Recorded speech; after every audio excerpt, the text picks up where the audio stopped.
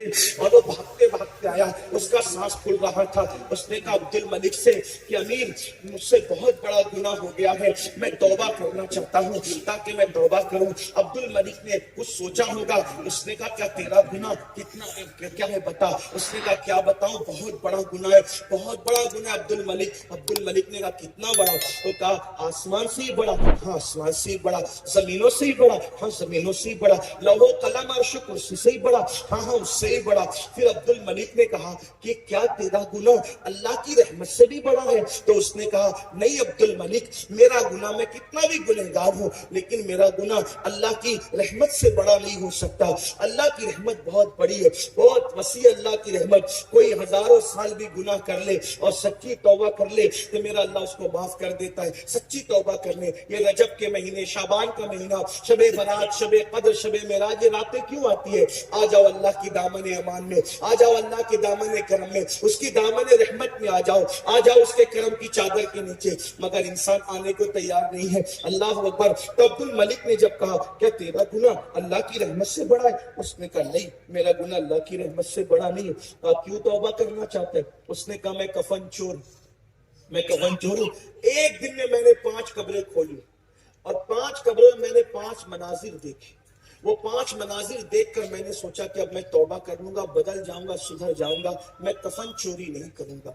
اب اس نے کیا 5 مناظر دیکھے وہ سنے اور بات پوری ہوتی ہے۔ وہ کہتا ہے میں نے ایک قبر کھولی، جب میں نے قبر کھولی تو میں نے دیکھا کہ مردے کا چہرہ قبلے سے پھرا ہوا تھا، اس کا منہ قبلے سے پھرا ہوا۔ میں گھبرا گیا اور اس کی حالت بڑی قابل رحم تھی۔ دیکھو دنیا میں کتنی بھی ڈینگے مار لو، قبر میں نہ کسی کی دادا گیری چلے گی نہ کسی کی بابا گیری چلے گی، وہاں تو صرف اس کے کرم پہ بات ہے۔ میرے امام کہتے ہیں ان کو رحم آئے تو آئے، امام کیا کہتے ہیں؟ ان کو رحم آئے تو آئے، ورنہ وہ کڑی مار ہے کیا ہوگا؟ وہ کڑی مار ہے کیا؟ راج پرخار ہے کیا؟ وہ باو افجار ہے کیا؟ ہونا ہے سب سے چھپ کے کیے جس کے گناہ وہ خبردار ہے۔ کیا وہ منزل ہے؟ کیا وہ منزل ہے؟ قبر کی منزل ہم بھول گئے۔ صحابہ کہتے ہیں ایک مرتبہ میت ہو گئی کسی کی اور اللہ کے رسول قبرستان آئے تو مردے کو قبر میں اتارتے دیکھ کر حضور اتنا روئے کہ داڑھی روتے روتے تر ہو گئی۔ حضور کی بات کریں، جس کے قبر میں آنے سے قبر جنت بن جائے وہ رسول قبر کو دیکھ کر رو رہے، داڑھی تر ہو گئی، زمین کی مٹی میں کیچڑ ہو گیا۔ اور پھر صحابہ نے پوچھا حضور کیوں رو رہے؟ فرمایا اس کی تیاری کر۔ صحابہ سے فرمایا اس کی تیاری کر، یہ آخرت کی پہلی منزل ہے، اس میں کامیاب تو سب ہے۔ سیدنا عثمان غنی اتنا روتے تھے قبروں کو دیکھ کر، لوگ کہتے تھے محشر کو سن کے اتنا نہیں روتے آپ، قبر کو دیکھ کر اتنا کیوں روتے؟ فرمایا کہ یہ آخرت کی پہلی منزل، اگر یہاں انسان کامیاب ہے تو کامیاب۔ قبر کا حال تو یہ ہے کہ بنی اسرائیل کے ایک شخص نے کسی کی اجازت کے بغیر ایک لکڑی کھلال کے لیے منہ میں ڈال لی، اس پر بھی وہ عذاب قبر میں گرفتار۔ لوگوں کے پیسے لوٹ لوٹ کے ہڑپ کرنے والوں مجھے بتاؤ، جب خلال کی لکڑی پوچھے بغیر منہ میں ڈالنے سے عذاب قبر میں انسان گرفتار ہوتا ہے، پیشاب کے چھینٹوں سے نہ بچنے کی بنیاد پر جب عذاب قبر ہوتا ہے، سوچو تو صحیح، جو پیشاب کے چھینٹے سے نہ بچے اس پر عذاب قبر، جو شراب کو حلق کے اندر اتارے اس کا کیا؟ اس لیے اپنے آپ پہ رحم کرو، بہت باتیں کرنے کی ضرورت ہے، اپنے آپ پہ رحم کرو، اللہ سے رحم کی بھیک مانگو، اس کی بارگاہ میں اس کی رحمت طلب کرو، اس کی بارگاہ سے مغفرت طلب کرو، اس کی بارگاہ سے بخشش طلب کرو، سدھر جاؤ، ہو سکے تو سدھر جاؤ۔ اگر لوگوں کی کہ دیکھ کر کے عبرت حاصل نہیں کرو گے تو خود عبرت بنو گے۔ جو لوگوں کو دیکھ کر عبرت حاصل نہیں کرتا، اور یاد رکھنا جس کی جوانی گناہ میں گزری اس کی موت بڑی دردناک ہوتی ہے۔ حضرت سید الطائفہ جنید بغدادی نے ایک بڈھے کو بھیک مانگتے دیکھا بغداد کے بازار میں، کوئی اس کو بھیک بھی نہیں دیتا تھا۔ لوگوں نے کہا اس بڈھے پہ کوئی رحم کیوں نہیں کرتا؟ کہا جوانی اس نے پاپ میں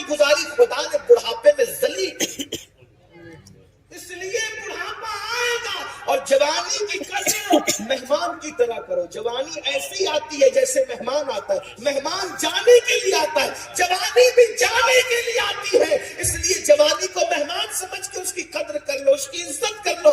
जवानी की रातें आवारगी के लिए नहीं, जवानी की रातें अय्याशियों के लिए नहीं, जवानी की रातें गंदी फिल्में देखने के लिए नहीं, जवानी की रातें नावीले पढ़ने के लिए नहीं, जवानी की रातें औरतों पे पाप की नजरें डालने के लिए नहीं, जवानी की रातें ऐश इशरत के लिए नहीं, जवानी की रातें खुदा को मनाने के लिए, जवानी की रातें रब को राजी करने के लिए, जवानी की रातें खौफ खुदा में रोने के लिए, जवानी की रातें तिलावत कुरान के लिए, जवानी की रातें सुन्नतों पे अमल के लिए, जवानी की रातें खुदा को मनाने के लिए। जैसे उसको जवान पसंद है, जवानी की इबादत भी पसंद है। अल्लाह के रसूल फरमाते हैं जब कोई जवान तौबा करता है तो 40 दिन तक मेरा अल्लाह आसमानों में नूर की किंदीलें जलवाता है और फरिश्ते कहते हैं एक जवान ने तौबा की है, उसकी खुशी में नूर की किंदीलें जला दी गई है। इसलिए अल्लाह के बंदो सच्ची तौबा करो, पलटो अल्लाह की तरफ। और मेरे अल्लाह ही का तो दरबार है, हर अदालत में गुनाह कबूल कर लो तो सजा होती है, ये उसकी अदालत है। कोई गुनाह कबूल करके शर्मिंदा हो जाए तो उसको सजा नहीं देते बल्कि महबूब बना लिया जाता है। और फिर कहा जाता है कोई एक बारिश हमारी तरफ आता है तो रहमतें चल कर एक हाथ उसकी तरफ आती है, कोई चल कर आता है तो रहमतें दौड़ कर उसकी तरफ जाती है। आओ ना उस अल्लाह से रिश्ता जोड़ो। तो कफन चोर की बात एंड पर हो रही थी, उसने कहा किबले से मुंह फिरा हुआ था, मैं घबरा गया, भागने लगा तो गैब से आवाज आई, पूछता क्यों नहीं कि इसका ये हाल क्यों किया हमने। मैंने कहा मेरी हिम्मत नहीं, हम ही बता देते हैं। ये दुनिया में शराब पीता था और ज़िना करता,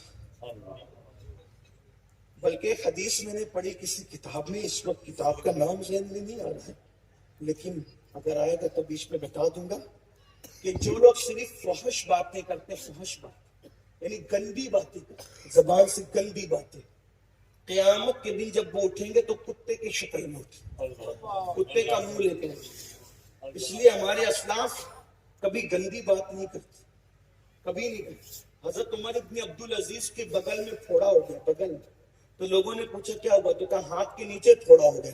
कहा इतनी लंबी बात क्यों करते हो, हाथ के नीचे सीधा सीधा बोल दो बगल में फोड़ा हुआ। कहा जो तूने कहा ना, यानी बगल, मुझे कहते हुए शर्म आती। क्यों? क्योंकि मैं जो कहूंगा वो लिखा जाएगा, और जब लिखा जाएगा तो अल्लाह की बारगाह में उसको पढ़ के सुनाना होगा। इकरा किताबक, कुरान कहता है जो कुछ तुमने कहा है ना, जो कर रहे हो सब लिखा जा रहा है, और अल्लाह के उसको पढ़ के सुनाना। जरा तसव्वुर करो, पीर के सामने एक हफ्ते के अमाल पढ़ के सुना सकते हो क्या? जब पीर साहब के सामने हफ्ते भर के अमाल पढ़ के नहीं सुना सकते, तो अल्लाह का जब सामना होगा, वो आमने सामने से जहद से पाक है, लेकिन जैसा कि उसके शान खुदा का सामना होगा, और जब अमाल नामा हाथ में होगा, थोड़ा तसव्वुर करो जो जो करते हो अल्लाह की बारगाह में क्या पढ़ के सुना सको।